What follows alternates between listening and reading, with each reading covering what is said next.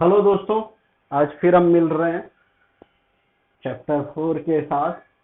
आज जो टॉपिक पढ़ने जा रहे हैं प्रोजेक्टाइल मोशन, ये इस चैप्टर का समझ लो कोर टॉपिक है, बहुत ज्यादा इंपॉर्टेंट, सबसे इंपॉर्टेंट टॉपिक की बात करें चैप्टर में तो प्रोजेक्टाइल। ठीक है, तो इसको हमको बहुत ध्यान से समझना है, सीखना है। बात यह आती है प्रोजेक्टाइल मोशन क्या है, हमको ये जानना बहुत जरूरी है। तो दोस्तों, जैसे हमने एक बॉल फेंकी, जब इस तरह से हम बॉल फेंकते हैं तो इस ऐसे ये मोशन में जाती है, तो इस तरह के मोशन को हम कहते हैं प्रोजेक्टाइल मोशन। जैसे हम बुलेट फायर करें ऐसे करके, तो क्या होगा, ये मोशन जाके वो आगे आके गिरेगी तो अर्थ पर ही, ऐसा तो नहीं ऊपर गोली चलाते हैं निकल जाती है हमारे बाहर, वापस नहीं आती, आती है ना वापस। तो जब वापस आती है तो उसका जो पाथ है वो होता है प्रोजेक्टाइल, है ना, क्योंकि इस तरह का मोशन जब हम ऐसे चलाते हैं। ठीक है दोस्तों, तो प्रोजेक्टाइल मोशन में एक्चुअल में क्या होता है ये हम यहाँ पर सीखने वाले हैं। देखते हैं, लिखा है an object that is in flight after being thrown or projected is projectile and its motion is called projectile motion। जैसे दोस्तों अभी तक जो हमने सीखा था, किसी चीज को ऐसे फेंको तो वापस आ जाती है ऐसे ही, तो ये मोशन प्रोजेक्टाइल नहीं है। प्रोजेक्टाइल मोशन ये है कि इस तरह का मोशन, है ना, सिर्फ एक ही डायरेक्शन में मोशन ना हो, वाई डायरेक्शन में नहीं, एक्स और वाई जब दोनों कंपोनेंट बदलते हैं तो ऐसे मोशन को हम प्रोजेक्टाइल मोशन कहते हैं। ध्यान से समझिए, जब हमारे दोनों कंपोनेंट चेंज हों एक्स और वाई तो वो प्रोजेक्टाइल मोशन। अब जिस ऑब्जेक्ट को हम फेंकते हैं उसको हम प्रोजेक्टाइल कहते हैं और उसके मोशन को प्रोजेक्टाइल मोशन कहते हैं। यहाँ पर डायग्राम है जिसके थ्रू हम समझेंगे। लिखा है suppose that projectile is launched with velocity v0 making angle x axis as shown in figure. देखते हैं क्या है। अब ये हमारी y एक्सिस, ये x एक्सिस, कोई ऑब्जेक्ट है, ये देखिए जो v वेलोसिटी से फेंका हमने, इनिशियल वेलोसिटी v0 है जिससे फेंका, तो ये क्या होगा, इनिशियल एंगल हमने मान लिया θ0। तो ये ऑब्जेक्ट चलते चलते चलते चलते धीरे धीरे ऐसे करके वापस आएगा, तो इस तरह के मोशन को हम प्रोजेक्टाइल मोशन कहते हैं। देख लीजिए ध्यान से, ऐसे ऐसे बढ़ के वापस आएगा, ये क्या हो जाएगा, प्रोजेक्टाइल मोशन। ठीक है दोस्तों, अब यहाँ हमने कौन सी, इसकी वेलोसिटी क्या थी इनिशियल, v0, θ0 एंगल पर है, तो v0 का x कंपोनेंट क्या होगा, v0 cos थीटा, जिसके साथ एंगल बनता है cos लगाते हैं। y कंपोनेंट क्या होगा, तो v0 sin theta 0, sin theta 0, 0 लिया तो 0 लगाएंगे। ठीक है दोस्तों, यहाँ लिखा भी है वही चीज, motion of an object projected with velocity v0 at angle θ0। हम कोई ऑब्जेक्ट फेंक रहे हैं जिसका इनिशियल एंगल है θ0 और वेलोसिटी है v0। ठीक है दोस्तों, जब ऑब्जेक्ट इस तरह का मोशन करेगा तो ऐसे मोशन में जो एक्सीलरेशन है वो एक्स एक्सिस का एक्सीलरेशन 0 होता है। एक्स एक्सिस में एक्सीलरेशन कब हो, जब हम रोड पर चलते हैं, तो एक्स एक्सिस का एक्सेलरेशन 0 यानी ax इक्वल टू 0 होता है। ठीक है दोस्तों, ay क्या होगा, यानी y डायरेक्शन में जो एक्सेलरेशन होता है वो हम लेते हैं ay इक्वल टू -g, यानी ग्रेविटेशनल एक्सेलरेशन। y डायरेक्शनल जो एक्सेलरेशन होगा वो ग्रेविटेशनल एक्सेलरेशन होगा, इसीलिए हम क्या लेते हैं ay इक्वल टू -g। ठीक है दोस्तों, अब देखिए, अगर हमको ये इनिशियल वेलोसिटी के कंपोनेंट निकालने हो तो कैसे निकाल सकते हैं, इसमें कंपोनेंट्स ऑफ इनिशियल वेलोसिटी, तो हमारा इसका निकालो v0 cos थीटा 0, तो v0 x equal to v0 cos theta 0, ये x कंपोनेंट आ गया। यही वाली इक्वेशन है ना, अगर इसी का y कंपोनेंट निकालना हो तो हम कैसे लिख सकते हैं, v0 y लिख सकते हैं, तो आ गया v0 sin थीटा 0। इसका x कंपोनेंट यानी v0x, इसका y कंपोनेंट यानी v0y। अब v0x जो है तो उसकी इक्वेशन क्या बनेगी, तो v0 cos थीटा 0। v0y की इक्वेशन क्या बनेगी, तो v0 sin थीटा 0। ठीक है दोस्तों, अब हम इसमें और आगे बढ़ते हैं। हमने इमेजिन किया, कंसीडर करें, let initial position x0 y0 equal to 0 है एंड फाइनल पोजीशंस b। तो ये जो ऑब्जेक्ट है इसकी इनिशियल पोजीशन यहाँ पर 0 थी, अब फाइनल पोजीशन क्या होगी, तो हम इसकी एक्सिस की पोजीशन निकालेंगे एक्स डायरेक्शन में, फिर वाई डायरेक्शन में। देखते हैं अब एक्स डायरेक्शन के लिए हमारे पास वेलोसिटी है v0x, तो हमको पता है फॉर्मूला क्या होता है दोस्तों, x इक्वल टू v0t या v0xt। ये कौन सा फॉर्मूला है? तो दोस्तों हमने सीखा है velocity equal to distance upon time, so distance equal to velocity into time. So x क्या है, डिस्टेंस या पोजीशन, v0x इनिशियल वेलोसिटी, उसकी x कंपोनेंट, टाइम t। अब v0x की वैल्यू क्या है हमारे पास, v0 cos theta 0, v0 cos theta 0 t। ये आ गई हमारी इक्वेशन। अब y एक्सिस में अगर पोजीशन निकालनी, तो y एक्सिस में डायरेक्ट हम नहीं लिख सकते y equal to v0 yt। क्यों नहीं लिख सकते? क्योंकि y डायरेक्शन में एक्सेलरेशन भी चेंज हो रहा है ना, एक्सेलरेशन है -g। तो अब हमको अपनी इक्वेशन ऑफ मोशन पे जाना पड़ेगा। क्या होती है इक्वेशन ऑफ मोशन, आपको पता है y डायरेक्शन में, y डायरेक्शनल मोशन के लिए y equal to v0 t minus 1/2 gt² होती थी। अब यहां पर हमारा क्या है, v0 y है इनिशियल वेलोसिटी, तो y equal to v0 y into t minus 1/2 gt²। अब v0 y की वैल्यू क्या है, तो v0 sin थीटा 0, तो यहां लिख दिया v0 y की जगह में v0 sin थीटा 0, टाइम की जगह में t माइनस 1/2 gt²। तो ये आ गई हमारी पोजीशन, फाइनल पोजीशन ऑब्जेक्ट की। अब अगर हमको फाइनल वेलोसिटी निकालना हो तो कैसे निकाल सकते हैं, तो एक्स एक्सिस और वाई एक्सिस के लिए निकालना, फॉर्मूला लगा देंगे, हमको पता है v equal to v0 plus at वाला फॉर्मूला।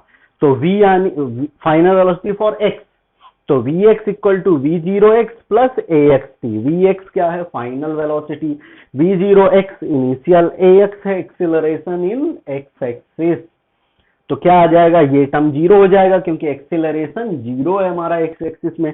तो क्या बचेगा, vx इक्वल टू v0x, और v0x की वैल्यू क्या है, v0 cos थीटा 0। तो यहां पर हमने लिख दिया vx equal to v0 cos theta 0। ठीक है दोस्तों, बहुत आसान है। अब y एक्सिस की फाइनल वेलोसिटी क्या हो जाएगी, फिर से वही इक्वेशन लगाई। अब v0 y की वैल्यू क्या होती है, v0 sin थीटा 0, देखा अभी हमने उधर। फिर माइनस ay क्या है, माइनस gt, तो यहां पर माइनस gt डाल दिया। ay क्या है, माइनस g, साथ में टाइम है, तो माइनस g इंटू टी। ये हमारी आ गई फाइनल वेलोसिटी। ठीक है दोस्तों, अब देखिए अगर हमको टाइम चाहिए, क्योंकि अब हम प्रोजेक्टाइल मोशन पर जा रहे हैं, इसके लिए फ्रॉम इक्वेशन 3, थर्ड इक्वेशन देखो क्या लिखा है, x equal to v0 cos theta 0 t। यहां अगर हम टाइम को सब्जेक्ट बनाएं तो क्या आ जाएगी equation, x by v0 cos theta 0 आ जाएगी दोस्तों। अगर ये टाइम, अब देखिए ये हमारी पोजीशन की इक्वेशन है y एक्सिस की, y डायरेक्शनल मोशन की या y एक्सिस की जो हमारी इक्वेशन है, अगर उसमें हम x डायरेक्शन का टाइम इंक्लूड कर दें तो वो इक्वेशन में x और y दोनों कंपोनेंट आ जाएंगे। दोनों कंपोनेंट आने का मतलब है कि प्रोजेक्टाइल मोशन। क्या है दोस्तों, प्रोजेक्टाइल मोशन। देखिए वही करने वाले हैं, ये हमारा टाइम है x कंपोनेंट के लिए, तो ये जहां भी t है इक्वेशन नंबर 4 में, जहां भी t है वहां पर हम ये इक्वेशन सब्स्टिट्यूट करेंगे। तो देखिए from equation 4 y equal to क्या है, v0 sin थीटा 0, वैसे ही लिखा सॉरी, t की जगह में x by v0 cos theta 0 minus 1/2 g लिख दिया। फिर क्या है, t स्क्वायर, तो t स्क्वायर की जगह में t की वैल्यू और उसका स्क्वायर। ठीक है दोस्तों, इसको अगर थोड़ा सा हम सिंप्लीफाई करके लिखना चाहें तो लिख सकते हैं। देखिए क्या है, अब यहां v0 है, यहां भी v0, यहां भी v0 कैंसल हो जाएगा। Sign theta 0 by cos theta 0 क्या बन जाएगा, tan थीटा 0। तो ये हमारा टर्म बन गया x tan थीटा 0 माइनस, इसको हम ऐसा भी लिख सकते हैं g/2, और पीछे वाला टर्म तो ऐसे ही same to same x by v0 cos theta 0 का square. This is the equation of path of the projectile motion. ये इक्वेशन क्या रिप्रेजेंट कर रही, पाथ रिप्रेजेंट कर रही प्रोजेक्टाइल मोशन का। ठीक है दोस्तों, अब इसके बाद हम प्रोजेक्टाइल से रिलेटेड और भी चीजें अभी सीखने वाले हैं, तो अब देखिए हमको यहाँ पर जो हमने सीखा प्रोजेक्टाइल मोशन, उसकी इक्वेशन पास की, उससे अब डिफरेंट चीजें हमको यहाँ पर फाइंड करनी है, जैसे time of flight, height, range, ये सब क्या होता है, तो ये हम यहाँ पर जानने वाले हैं। देखिए जैसे हम कोई भी ऑब्जेक्ट को यहाँ से फेंक रहे हैं, तो ये प्रोजेक्टाइल मोशन हुआ उसका, तो यहाँ से लेके ये जो टाइम लगता है उसको हम कहते हैं टाइम ऑफ फ्लाइट। वो जितनी मैक्सिमम हाइट तक जाता है उसको हम कहते हैं मैक्सिमम हाइट, HM से डिनोट करते हैं, और यहाँ तक पहुंचने में जो टाइम लगता है उसको हम कहते हैं मैक्सिमम टाइम। ठीक है दोस्तों, इनिशियल पॉइंट से लेके ये फाइनल तक की ये जो डिस्टेंस होती है इसको हम कहते हैं हॉरिजॉन्टल रेंज। अब यही हमको यहाँ पर फाइंड करना है। देखते हैं, पहला है हमारा time of flight. Time of flight क्या होता है दोस्तों? It is the time taken by the projectile from the instant it projected till it reaches A point in horizontal place of its projection. यानी जहां से हम फेंक रहे हैं वहां से वो जहां पहुंचना है वहां तक जो समय लगता है उसको हम कहते हैं टाइम ऑफ फ्लाइट। ठीक है दोस्तों, अब इसका हमको एक डेरिवेशन बनाना है, तो देखते हैं। अब देखिए दोस्तों, यहां पर अब हमको पहले फॉर मैक्सिमम टाइम काम करना पड़ेगा, फिर टाइम ऑफ फ्लाइट के लिए बात करते हैं। तो पहले हम मैक्सिमम टाइम फाइंड कर रहे हैं, तो मैक्सिमम टाइम के लिए फाइनल वेलोसिटी 0 हो जाएगी जब प्रोजेक्टाइल हमारा यहां पर पहुंचेगा मैक्सिमम हाइट पर। मैक्सिमम टाइम फाइनल वेलोसिटी 0 हो जाती, तो Vy equal to 0, T equal to हमने मान लिया Tm होगा। तो हमारी इक्वेशन क्या होती है? तो V equal to V0 minus GT वाली, तो Vy equal to V0y minus GT। अब यहाँ पर फाइनल वेलोसिटी 0, V0y क्या होता है? अभी अभी हमने देखा V0 साइन थीटा 0, G तो G है, T क्या बन जाएगा? Tm। अब यहाँ पर हमको अगर Tm की निकालना है तो Tm इक्वल टू सब्जेक्ट बनाएंगे तो क्या बन जाएगा?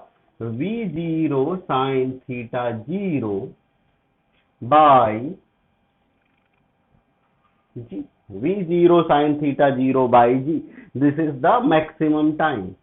अब ये मैक्सिमम टाइम हमको मिल गया। अब हमको फाइंड करना है टाइम ऑफ फ्लाइट, तो डबल द मैक्सिमम टाइम है ना इस टाइम ऑफ फ्लाइट। तो TF इक्वल टू 2Tm होता है, तो जो हमारा Tm आया उसको 2 से मल्टीप्लाई कर दो, तो TF equal to 2 times V0 sine theta 0 by g.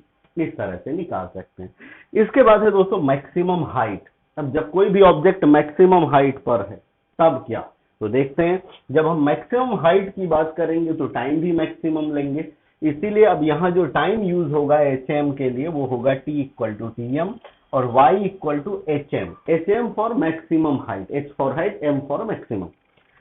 तो हमारा फॉर्मूला अब दोस्तों पता है इसका, Y equal to V0T minus 1/2 GT square वाला, तो Y इक्वल टू V0T, तो V0 मतलब V0Y, Vy वाला है ना, अभी Y एक्सिस में हमने जो निकाला था वो, तो क्या होता है V0 sine theta 0 T minus 1/2 GT।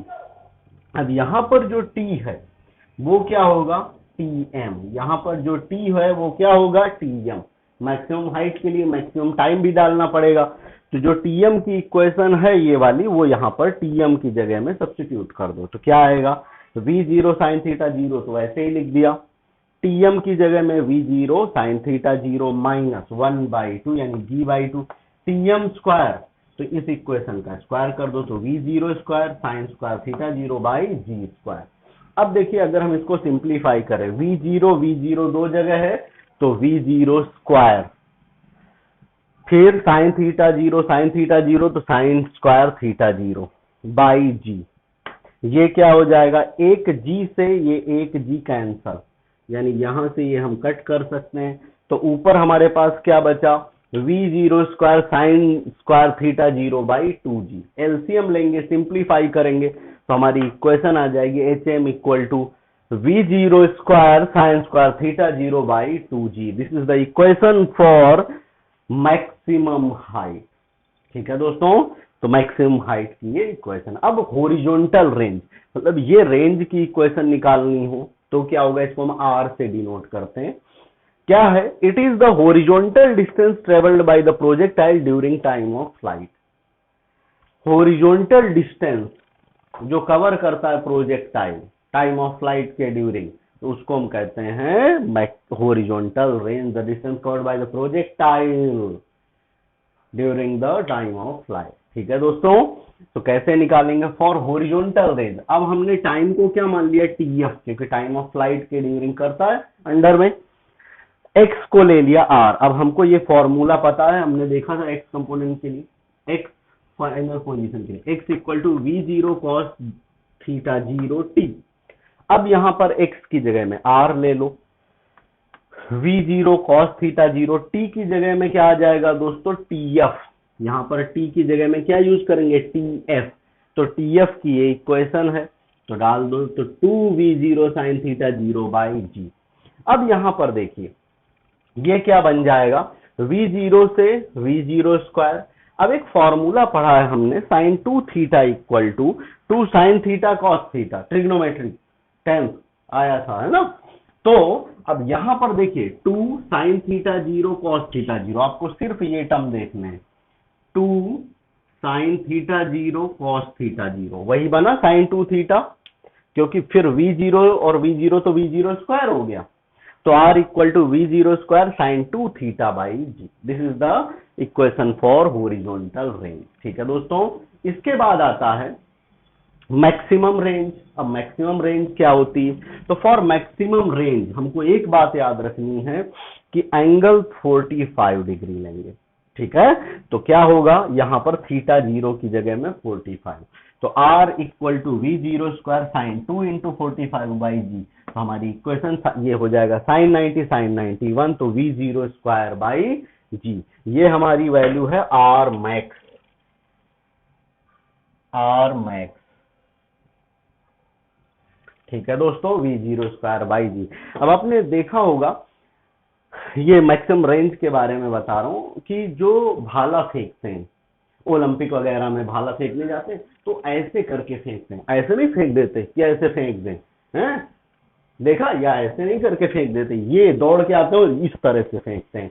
क्यों ऐसा, क्योंकि इसमें हमको मैक्सिमम रेंज मिलेगी, इसीलिए हम इस तरह से 45 डिग्री एंगल पे हमको मैक्सिमम रेंज मिलेगी इस वजह से। ठीक है दोस्तों, आपने देखा होगा जब हम तीर चलाते हैं, वो बाहुबली ने चलाया था ना, तो ऐसे करके नहीं मारा था, थोड़ा ऊपर करके चलाया था, वो काल नेमी की सेना पे, है ना।